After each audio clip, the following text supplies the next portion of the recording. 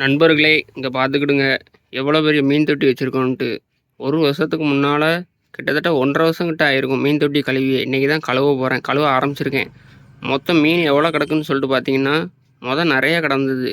சாருக்கு 3, பெரிய சாருக்கு கருப்பு கலர் 3, அப்புறம் கொய் வந்து 2 ஜோடி, கோல்டு பீஸு 2 ஜோடி, ஒரு நத்தை, அது இதுன்னு கிடந்தது. எல்லாம் செத்து போச்சு. மோட்ரு எவ்வளோ தான் வச்சாலும் மோட்ரு சில நேரம் ரிப்பேர் ஆயிரும். அந்த கிடக்கு பாருங்க மோட்ரு சில நேரம் ரிப்பேர் ஆயிரும். அதனால் அந்த சின்ன குட்டி பப்புள் மோட்டரை வச்சு போட்டேன். அதுவும் சரி வரல. எல்லா மீனும் செத்து போச்சு, நத்தையும் செத்து போச்சு, எல்லாம் செத்து போச்சு. கடைசியாக கிடக்கிறது உருப்படியான 3 சார்க்குக்கு வந்து மோட்டரே தேவை கிடையாது. சார்க்கை பார்க்கலாமா? இந்த பெட்டிக்குள்ள போட்டு வச்சு டப்புக்குள்ளே போட்டு வச்சுருக்கேன். இந்த அடகாம்பங்க 3 சாருக்கு. இதை பிடிக்கிறதுக்குள்ளே எப்பா தட்டன்னு அடித்தான். மூடி வச்சிடலாம் சரிங்களா? இப்போ வந்து தண்ணி, பழைய தண்ணி எல்லாத்தையும் தூர ஊற்றிட்டுருக்கேன். என்னடா கல் மாரி ஏதோ கிடக்கு அப்படின்னு சொல்லிட்டு பார்த்தேன். பாருங்கள், உங்களுக்கு காமிக்க பாருங்க.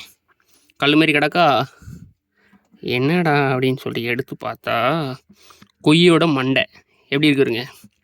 கொய்யோட வாய், கண், ஒத்த கண் இருக்குதுங்க. ஒத்த கண் இருக்குது. இந்த கண்ணை காணும். எங்கே போச்சு? தின்னுட்டு. கொய்யோட மண்டை. வேறு என்னலாம் இருக்குதுன்னு சொல்லிட்டு அடுத்த வீடியோவில் பாருங்கள். ஓகே, இங்கே பார்த்துக்கிடுங்க. எல்லோரும் சாப்பிடும் போது தான் மீனில் முள் இருக்குன்னு சொல்லுவாங்க. மீன் தொட்டி தான் கழுவுதான். கல்லுக்குள்ளே வருங்க, கேமராவில் தெரியுதா? இதெல்லாம் மீனோட முள் இருங்க. நகத்தில் எப்படி குத்திட்டு நிற்கின்ட்டு மீனோட முள்ளை வருங்க. எப்படி இருக்குங்க? எவ்வளோ முள் இருக்குங்க எப்படி இருக்கு? நல்ல கூர்மையாக இருக்குது. குத்துனா கையிலேருந்து ரத்தம் வந்துடும். அந்த அளவுக்கு முள் இருக்குது. கொத்தாக கிடக்கு. பேரும் 10 ரூபாய்க்கு நத்தை வாங்கினேன். 10 ரூபா சிப்பி தான் கிடக்கு. நத்தையே காணும். எங்கே போச்சுன்னு தெரில. உள்ள ஒன்றும் இல்லை. நத்தை 10 ரூபாய்க்கு வாங்கினேன். ஒரு நத்தை 10 ரூபான்ட்டு நத்தையே காணும். என்ன சொல்கிறதுக்கு ஒன்றும் முள் நிறையா கிடக்குங்க.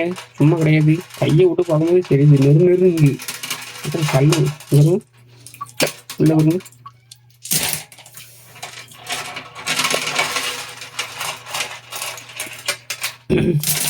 நறுக்கும் கொசுதியா முள்ள வரும். முள்ளா கிடக்கு. முள்ளா பல்லான்னு தெரில.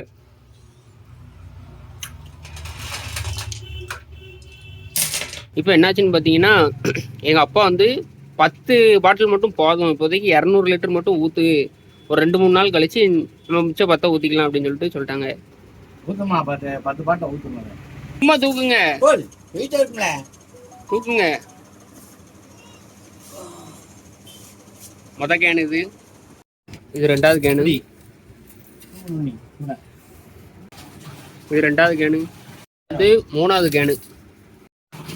3வது கேன் வெற்றிகரமாக தண்ணி விழுந்துக்கிட்டு இருக்கு.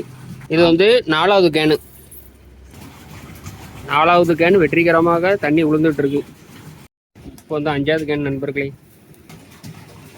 5வது கேன் வெற்றிகரமாக விழுந்துட்டு இருக்கு. இதோட 100 லிட்டர் ஆச்சு தண்ணி நண்பர்களே. 6வது கேன் வெற்றிகரமாக உள்ள தண்ணி விழுந்துட்டு இருக்கு. 7வது கேன் வெற்றிகரமாக தண்ணி விழுந்துட்டு இருக்கு நண்பர்களே. இப்போ ஊற்ற போகிற கேன் வந்து 8வது கேனு. நீ பிடிக்கீங்களா? நான் ஊற்றேன். நீ அங்கே வந்து பிடிங்க. வெயிட்டாக இருக்குங்களா?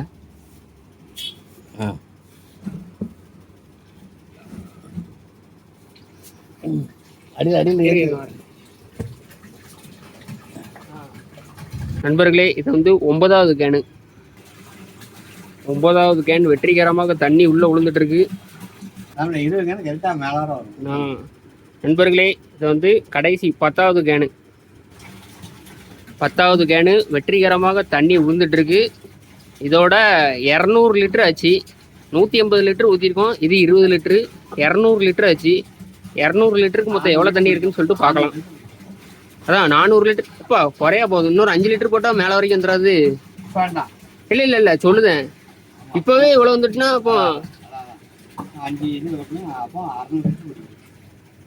மொத்தம் எவ்வளோ? 400.